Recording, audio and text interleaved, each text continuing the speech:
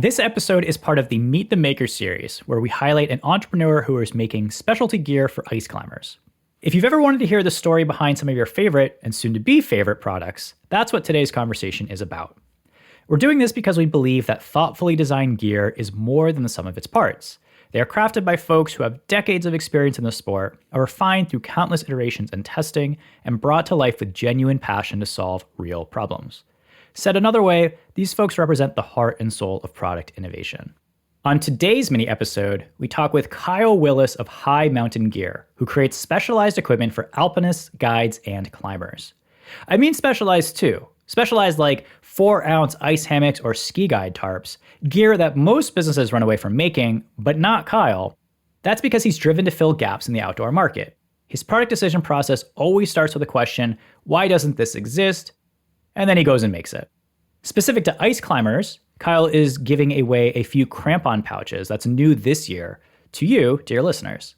Here's how to enter. In today's chat, be on the lookout for the answer to the following question. Which climbing couple did Kyle work with to create the ice hammock? Once you have the answer, head to the giveaway post on our Instagram for full details about how to submit, or you can hang around to the end of this episode where I share all the details. Remember, you've heard me say it all week, but I'm going to say it again. Winners will be randomly selected from submissions that meet all the rules on Monday, December 2nd. Okay, our chat with Kyle starts now.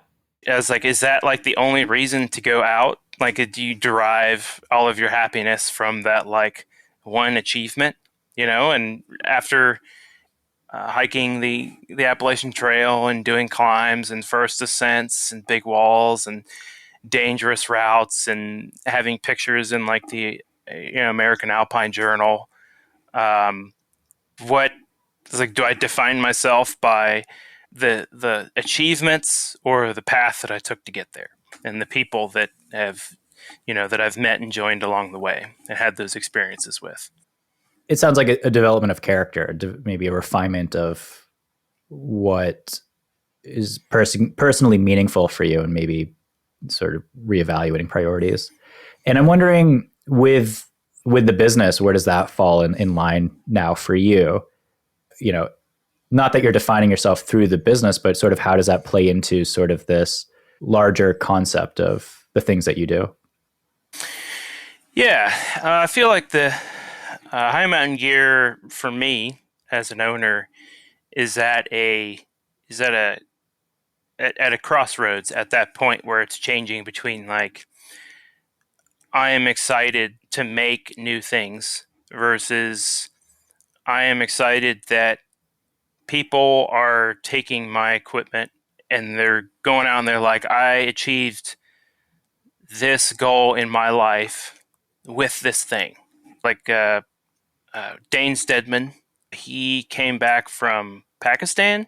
I sent him an ice hammock, and he's super busy going on a trip to another continent halfway across the world, and just like sends pictures of like this thing that I made. And they're like at, 25,000 feet or whatever. And they're like, they just blowing this Dyneema tarp in the wind. And I was just making it, in a shop. I was like, that's pretty rad. Or people taking the 6mm tagline bag to like Red Rock and just like, yeah, this is a great thing. They're using it. And I think that's where I derive most of my joy for this business. I think that speaks to one of your pillars as a company, because from what I was reading on your website, you have this line, which is a lot of your products sort of came from this, the why doesn't this exist moment. So you're identifying gaps, you're listening to customers, and I guess how do you choose which problems to solve, which of those why doesn't this exist moments to work on? It almost always happens because I'm doing something. So, for instance, I'm working on a route on Tower Rock, which is, I don't know, it seems like no one knows where it is. It's in between Mount Adams and Mount Rainier in Gifford Pinchot National Forest. Anyways, it's a 1,200, 1,300 foot basalt monolith.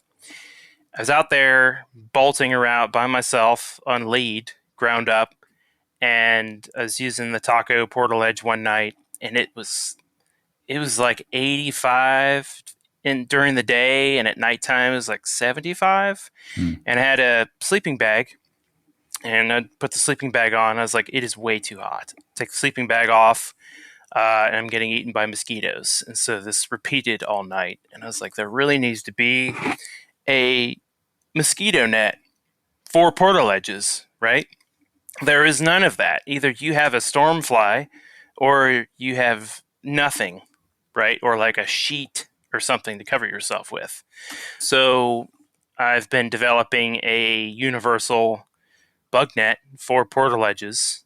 And anything universal is always like tricky, right? Because you're trying to be able to make it work for everything, but also be relatively like price appropriate, right?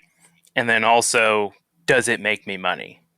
We actually kind of got into the weeds pretty quickly, and I want to pull back and ask how you actually got started, because I understand that it was you were trying to repair your own gear, make it Mhm. last, and then repairing friends' gears, and then what was the progression from that process to actually creating products? I have no background in design or engineering or sewing. I went to school for classical music. Really? Yeah, and then that didn't pan out. And then I worked at the Cheesecake Factory for like 13 years, Okay. bouncing around from different locations and different mountain ranges. And I had an ice climbing trip to the Canadian Rockies coming up, and I was like, I have a backpack, my soft shell shoulder wool pants, and then like a jacket that they all had holes in them. Like the backpack had like a 12-inch hole in it, and I was like, okay, well this is $800-900 worth of stuff, or I could just buy a $250 sewing machine and fix it myself, right? The quote by Leighton Core, which may or may not actually be his quote, but I attribute it to him, is enough overhand knots will hold anything. And that's true with sewing, too. Even poorly formed stitches have a strength rating, right? And so I just like either hand stitched or struggled through using like a small Singer heavy duty sewing machine to put those things together, and changed out those abrasion pads on the ice climbing pants. And I was like that. By the time I was done using those pants, those were the only part that didn't have holes in them. Hmm. Were the parts that I replaced, you know. And then I was like, well, I could repair people's gear, right? It would be like a job. That'd be a cool job. And then it developed into, well, I could make my own stuff, my own designs, right? But I could get ideas from seeing everybody's broken equipment, right? And I think where I came to realize that repairs weren't for me are two aspects. One, you don't know when somebody's going to approach you to make a repair, and all repairs are different, right? Depending on how somebody uses it, is how somebody breaks it, and all of these products are different, right? And then the nail in the coffin of doing repairs is that there is almost no way to repair something without charging somebody an appropriate amount and making money off of it.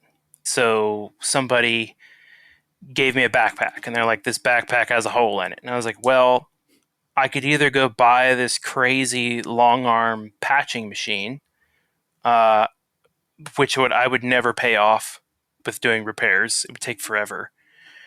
Or I could just make new products that aren't that hard to fix. So like,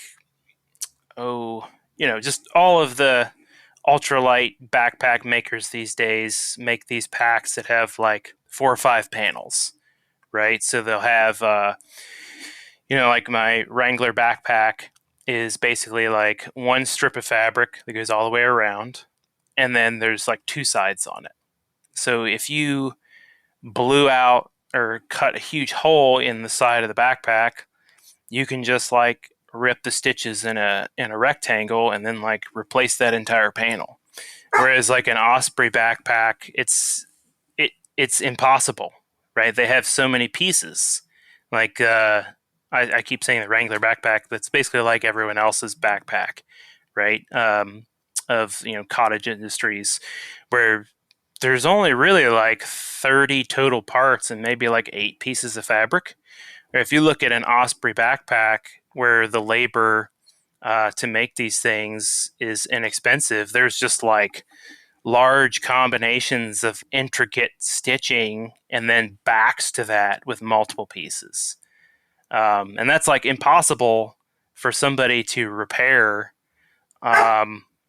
It's impossible for somebody to repair in a timely manner without charging, a huge percentage of that backpack to buy a new one. So they're like, these companies are purporting that like, well, they're donating to being green, and to like, using recycled fabrics. But if you're not making these things easy to repair, then like they're a one-use item. They're disposable. I get that the creative constraints of being a cottage maker, you have to think about time requirements for stitching patterns and putting it together and things like that. And so like it forces sort of simplicity in the design, you could say. But the added benefit is sort of like the longevity of it, which is it can be repaired easily. And I wonder if that's sort of like an understated like hope or just opportunity that you have as a company, that like you hope that your customers will repair their gear because they can more easily do it. Yeah, or even modified, right? Like all of my designs are as an attempt to be modifiable or repairable, right? So like the taco portaledge is infinitely repairable, right? There's no parts of it that like can't be replaced. You know what I mean? Like obviously there's a point where something is no longer like usable, right? Or in your interest to be used. If you've ever picked up like a 20-year-old North Face backpack and you stick your face in it and you're like, this thing is going to fall apart, right? Because of the urethane degradation. And that, yeah, the simplicity of things don't need to be that complicated. And the simplicity of design is also a beautiful thing, and also makes it more likely that designs will be manufactured and produced locally. Like I'm under no illusion that like the materials that I use are like made not on this continent. If I were to use Berry compliant USA made components, it's like people wouldn't buy my products because they would all be like 30 or 40% more expensive, right? There's like not a very large market for people that want to buy outdoor equipment that's way too expensive just because absolutely everything is made in the United States. Nobody does that. I can't think of anybody that like uses USA based materials and USA based manufacturing to make outdoor equipment, except for the military. This is the how the sausage is made. Is it? That's right. Not yeah, always I've as had clean people as, tell as they me, think. yeah, climbing and developing had a person who I will not name, was important, tell me that I needed to not tell people how the sausage is made in developing rock climbs, right? Like showing videos of pushing boulders off a cliff. And it's like, that is not something you should like tell people, that happens. It's like, well, how do climbs get cleaned, right? Like, what is that? Is that like a toothbrush, or are you like using a car jack behind a block, to push it off? And that's just, we don't talk about that. I Those mean, things have never happened. Washington's very wet and very mossy. I don't know how far a toothbrush is going to go. No car jacks were involved in any developed climbs. Yeah. It goes on floss and toothbrushes. That's how That's you know. right. Whatever works. I forgot a nut tool one time early in my climbing career, and I was like, I need a nut tool, and I just put some tape and cord on a fork. Took that with me. Sure. Didn't have to use it, but you know. Yeah. Did you did you did you bend the prongs, or you're just like, I'll deal with it. I'll customize it on the fly as it need be. Yeah, that's how it goes. You know, if I didn't It's bring like it, you 90, it's knew like I would have 90% needed it. there. Yeah. Yeah, you figure it out. Well, I get that like you're oftentimes getting inspiration from, your personal experiences and sort of like, oh, this is like, why the hell doesn't this exist? But I've seen demonstrated that you are also listening to customers too, because like, so example, I think last year you released the ice cannon, which I quite like. It's super light, really versatile, and you can actually, because of its shape, you can keep a 6 millimeter tag cord in it. And I was seeing on social that people were actually just using it for that purpose, and then lo and behold, you end up making like a specific version for just the tagline. And so I guess, are there other examples of where you're getting feedback from customers and inspiration from them and their experiences, and how do you factor that all into sort of product decisions and designs and things like that? So the ice screw cannon, when I developed it, it occurred to me that it had way more functionality than I initially intended it. Just thinking about it, I was like, oh, you could use this as like you could put your jacket in there. And I was like, well, you put your snacks in there or your gloves. And it's like, well, actually, you can fit a whole tagline in here. And how the tagline bag as a separate product came about is somebody was like, it needs to be lighter and more specific. So the tagline bag is actually the exact same size as the large screw cannon. And I was like, well, actually, if you just take out all the slots, it's lighter and easier to make. It's less expensive, so therefore the cost is less for the consumer. And then also the fabric itself is stiffer, right? The Challenge Sailcloth EPX fabric. Took a prototype to Red Rock for a first ascent, the tagline bag, and I was like, this is great. We're just using 6 mil tagline to haul 150 pound stuff up a bunch of slabs and sometimes vertical faces. And I was like, well, this held up great. I was like, I'll just sell this too. You know, But you also have like much more intensive specialized gear too. So you talked about the taco portaledge. Is that the name? yeah. The taco name is a joke about uh, framed portaledges. How if you stand on one corner, the whole thing kind of like twists on a central axis. And then also like it's basically shaped like a taco. It's kind of wraps you up in it. You are the meat and cheese and beans. You've talked about price a few times so far, and the typical trade-off that people bring up in the outdoor space is like, it can be cheap, it can be durable, or what's the third one?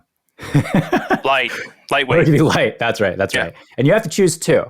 And your sort of shtick is that you don't actually have to choose. We're going to give you all three. And so I'm wondering, like, as you've developed as a business and as a business person, like how you're sort of like how you're crafting your products to be able to hit or achieve all those. I actually like to think of it as you get to pick one, Oh, right? okay. I misspoke. So Sorry. no worries. I read that and I was like, I think I want to try to clarify that, right? So like the ice hammock is almost disposable, Hmm. right? Like it's so the way Jeff and Pretty Right they helped kind of work on the design, or like they gave parameters to like the size and like what fabric they wanted to use and what weight of Dyneema. And the one I made for them was I would never make this again. It was like I don't know, 0.5 ounce or half an ounce Dyneema or something. and the finished result, even with seam sealing all of the stitching, was like, I don't know, it was like 4 ounces or something, Oh, something wow. crazy. And they were convinced that it was going to work, and they tested it, and they were super careful with it.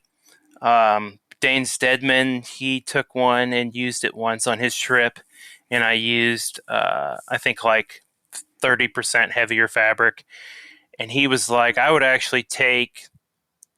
take the weight penalty to make it twice as heavy to make it more durable. And I'm like, okay, that's fine. The tricky part with the ice hammock is that when you're climbing like these Himalayan peaks where like the margin is thin of success, failure, death, right? Success and failure can also be defined by whether or not you actually make it back home. Um, what is that to every person, right? So if I make an ice hammock for somebody and they're like, well, it's kind of heavy, can you make it lighter? I'm like, well, that depends, right? Like, do I want to make it that light and that margin, and do I feel comfortable giving that option to somebody, right? Like, uh, Jeff and Pretty Right, when I made it for him, I was like, I had significant reservations about it. And I was like, you have to test this before you go out there. Yeah, Yeah. you literally say, and I'll read the quote: "I will not ship this product unless I know who is using it and ensure an understanding of its limitations. It is not a trivial product, and its usage requires the utmost attention to safety and detail, as well as meticulous inspection." Strong verbiage. Yeah, that is a direct reflection of uh, my own conscience, right? I don't want someone getting injured in the mountains, um, and them not being fully aware of like, hey, this is not like a one stop or a 110% solution here. There are specific parameters, like don't take ice blocks and just like throw them into it and expect it to be like totally fine afterwards. And so when it's like loaded correctly and cautiously, it will hold that load. And so the design of the ice hammock is that the ice hammock doesn't really hold a lot of weight, right? The idea is that you're trying to get that shelf to bond to the mountain, and that's actually where the strength comes from the ice hammock. The ice hammock is merely a just kind of holding it in there while it all bonds together. I had no concept for the product and then I had to research it. And then the only thing that I could find, because no one else sells it, is an old article from Andy Kirkpatrick. He was talking about Mm-hmm. sort of like the original Russian design. Um, okay, I didn't realize that it was really more intended as like a brace than as a weight bearing device. Yeah, not even like a brace. It's just like yeah, it's literally just to keep the snow and ice in proximity long enough to have it bond to the other Mm-hmm. surface. Kind of like a cornice, like a cornice generally stays in place until something like affects it. And so like, you would think that like it would just fall off, which they do, right? That ice hammock allows you to get more compaction and bonding, right? So the stronger and more, frozen a cornice is, the less likely it is to actually like fall off or break. The ice hammock is very particular if we're talking about like the big three values: ice, Yeah. light, Yeah. durable, or Yeah. cheap. But so maybe we can talk about how it applies to maybe more ice climbing specific products, like the ice cannon, because it could even argue that maybe functionality could be maybe another variable. And so I guess how does your sort of um, product development sort of like ideology play into the ice screw cannon? Because it's not the lightest on the market, it's not the cheapest, but it's probably the more functional one. I think the ice screw cannon is there's not enough spread on those aspects, and I think the taco portal edge is probably a better example. So the taco's fourth variable beyond price, weight, durability is comfort, right? And then also uh, comfort and ease of setup, right?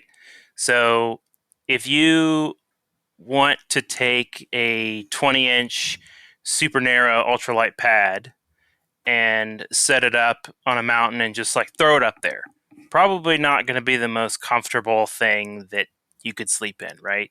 So there are ways to like increase comfort or like adjustability, and some of those adjustments are not obvious, right?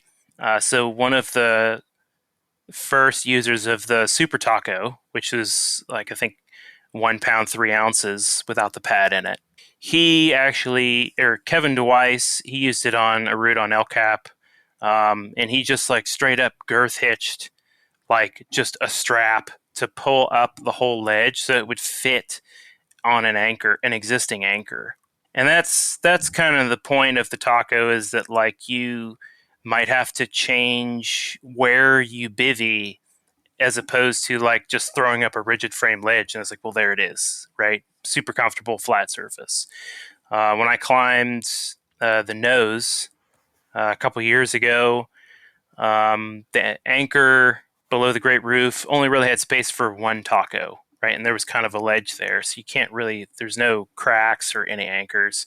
So I led the pitch, wrapped down, fixed it to a bolt 40 feet from the anchor, and then I was, you know, on the same plane, but 6 feet over from my partner's, taco portal ledge. I was like, well, those are things that you are that fourth dimension, that fourth aspect. You kind of have to, you get lightweight, right, and some durability, and then also it's generally way more inexpensive than like other portal edges, but it also requires that you like work on your own comfort, right, and find those things that spend some time using it how comfortable you need to be.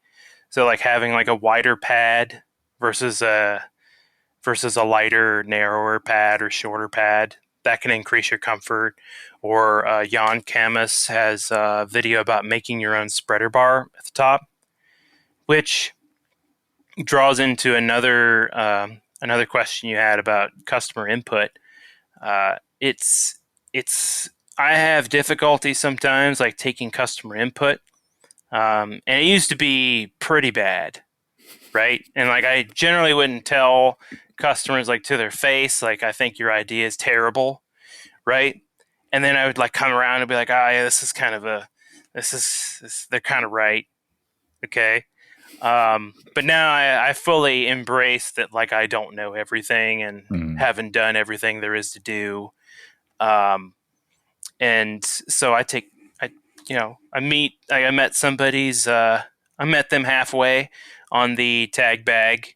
They were like, you need to put with daisy chain webbing loops all over this thing so you can like collapse it with a rope in it, and then it's like super tight, on your harness. I'm like, well, I changed the loop design so it hangs higher on the harness when you're carrying weight in it, or you could actually collapse the whole bag. And I was like, I'll meet you halfway, right? I'll make it more functional, but I can't commit to really like making it exactly how you wanted it.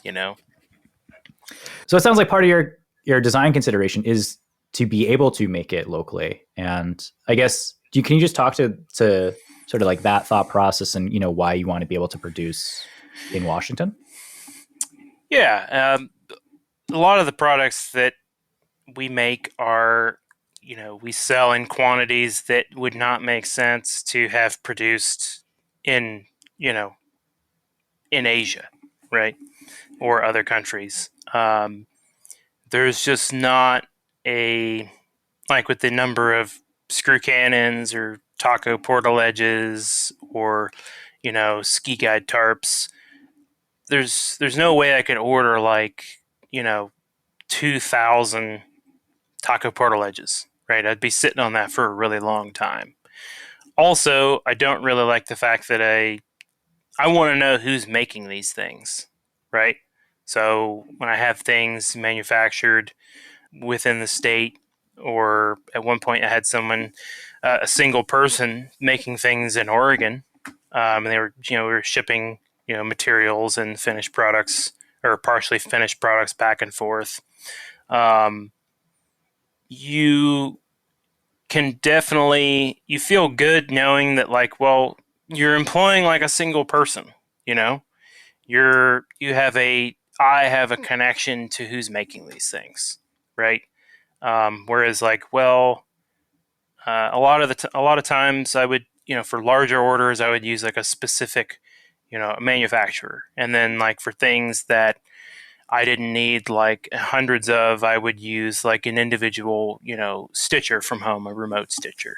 It's like, well, I love working, either at home or in my shop, and on my own time. And I was like, and that has allowed me to take care of people in my life and take care of things that come up and enjoy opportunities that have come up that I wouldn't have been able to do with a 9-to-5 job. And I was like, I recognize that, and I want to support those individuals who want that for them as well. Question from the audience.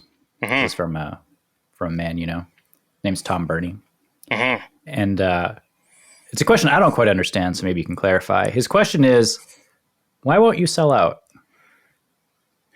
Yeah, so I've read that question a few times, and I'm like, what does that even mean? What is sell out? I think that it's like there's, I place these unneeded restrictions on myself, whereas I don't like to make products unless they improve on, on a different design.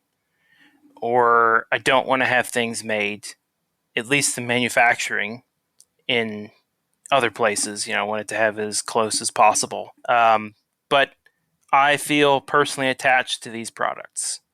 Like, I don't want to give up or relinquish what I feel is my, like, the from my own mind, right? Like, when I put together a tech pack, which is kind of how you order and have manufactured products, I've put, I think, probably like 40 or 50 hours into a tech pack before, and the patterning and making multiple patterns and writing all of the construction notes for those patterns. And I'm like, this is not like intellectual property. Like, it's part of me. As I said earlier, Kyle is giving away a few crampon pouches to listeners, so thank you very much, Kyle. Here's how to enter. Once you have the answer to the question I asked earlier, follow at High Mountain Gear and Ice Beta on Instagram. DM the answer to the question to Ice Beta, that's us. Comment on the giveaway post, hashtag why doesn't this exist, once you've sent in your answer to us. Share the giveaway post to your story for an extra entry, and then hang out until Monday, December 2nd. That's when we announce the winners. So that's that. If you want to check out all of Kyle's specialized equipment, you can see their full lineup of gear at highmtngear.com. So highmountainmtngear.com.